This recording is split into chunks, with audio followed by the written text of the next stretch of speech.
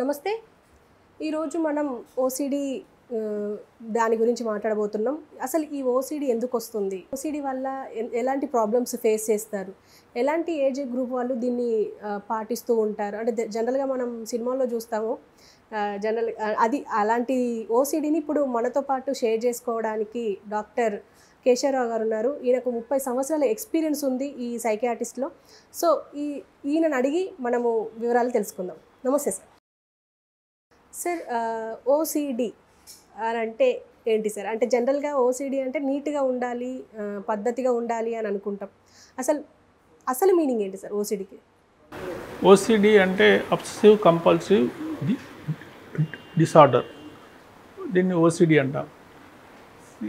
మీరు చెప్పినటువంటిది నీట్గా ఉండాలి, పర్ఫెక్షనిస్ట్గా ఉండాలి అనేటువంటిది ఓసీడీ కాదు. అది అబ్సెసివ్ పర్సనాలిటీ అంటాం. అంటే అది మామూలుగా వాళ్ళకి చాలా సేమ్ రొటీన్ ఫాలో కావాలి, పర్ఫెక్షనిస్ట్ అటువంటి పర్సనాలిటీ. ఓసీడీ అనేటువంటిది ఈ డిసార్డరు. దీంట్లోపట ఏంటంటే వాళ్ళకు థాట్స్ వస్తూ ఉంటాయి మైండ్ లోపటికి. అంటే ఒక ఆలోచన మళ్ళీ మళ్ళీ వాళ్ళు వద్దనుకున్నా కానీ వస్తూ ఉంటుంది. ఆ ఆలోచన ఏమాత్రం వాళ్ళకి సంబంధం లేనిది, అనవసరమైనటువంటి ఆలోచన. ఉదాహరణకు ఒక తల్లి తన పాపని కిచెన్లో ఉందనుకోండి, సడన్గా ఆమెకు థాట్ వస్తుంది, నా చేతిలో ఉన్న కత్తితోని పిల్లని కొడతానేమో, ఏమన్నా హామ్ చేస్తానేమో అని. తను కొట్టదు, తెలుసు తనకు 100%. అయినా కానీ ఈ ఆలోచన ఊరికే వస్తుంటుంది. అది మెదడులోంచి తీసేయాలన్నా కానీ వాళ్ళు తీసేయలేరు. అంతే. ఒక్కొక్కసారి వాళ్ళ క్లీనింగ్ ఉంటుంది, వాళ్ళు ఏదన్నా వాళ్ళకు చేతులు పరిశుభ్రంగా లేవు, జమ్స్ అటువంటి ఆలోచన వస్తుంది. వాళ్ళు పోయి కడుక్కుంటారు.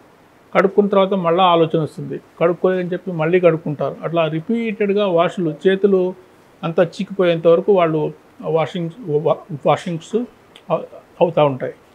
నెక్స్ట్ చెక్కింగ్స్ ఉంటాయి.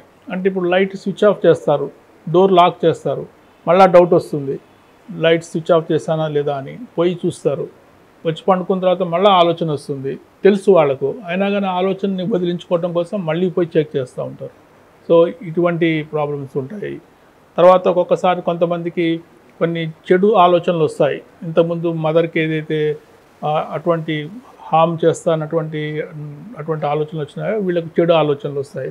అట్లాంటప్పుడు కూడా వాళ్ళు వెంటనే పోయి వాళ్ళ కాళ్ళ మీద పడటము అట్లాంటివి చేస్తూ ఉంటారు.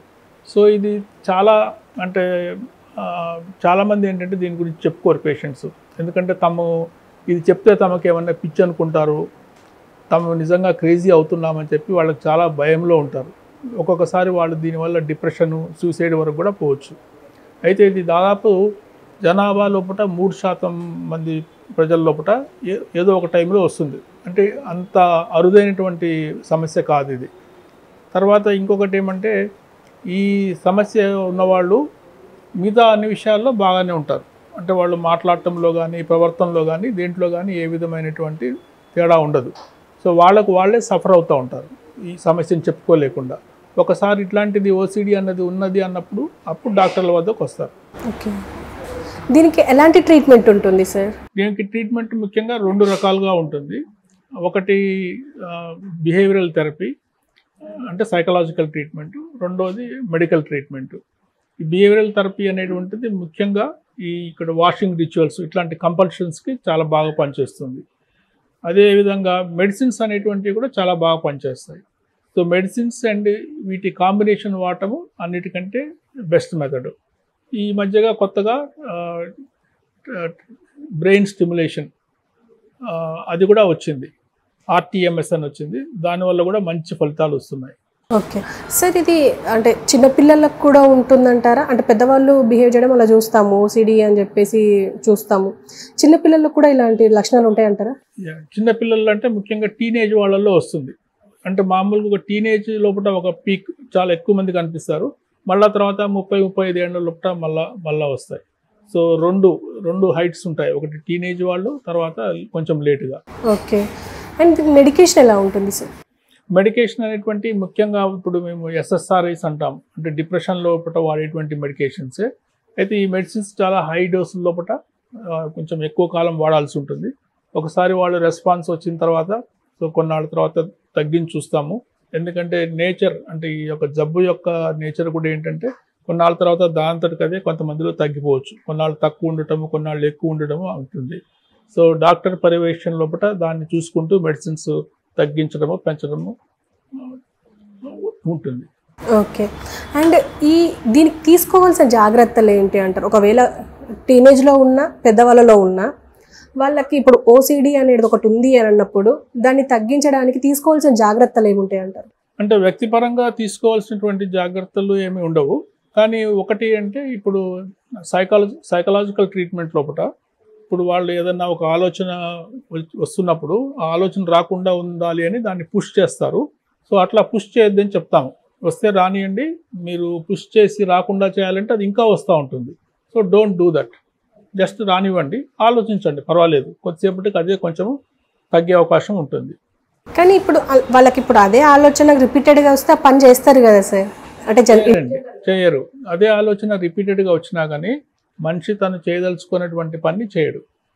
సో కేవలము థాట్ నాకు రిపీటెడ్గా వచ్చింది అంటే అని చేయటం అనేది ఓసిడిలో కాదండి. ఓకే. అంటే మీరు ఓసిడి క్యాండిడేట్కి ఎలాంటి అంటే మీరేం చెప్తూ ఉంటారు రెగ్యులర్గా మీ దగ్గరకు వచ్చే? రెగ్యులర్గా వాళ్ళకు ఒకటి మెడికల్ ట్రీట్మెంట్ ఉంటుంది, మెడికేషన్ ప్రిస్క్రైబ్ చేస్తాము. రెండవది సైకలాజికల్ థెరపీ.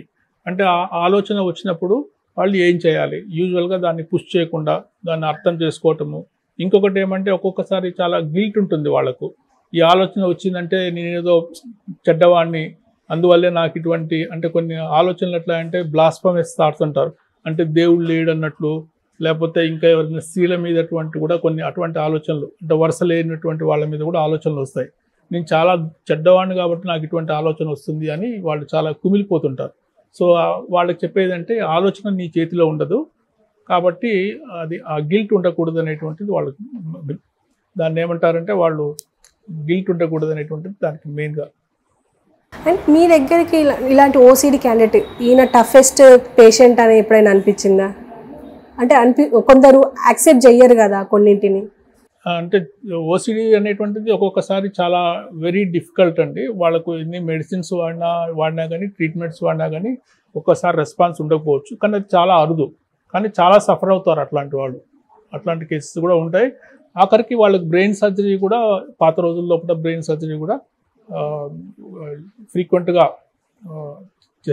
చేస్తూ ఉండేవాళ్ళు. Okay sir, thank you very much sir.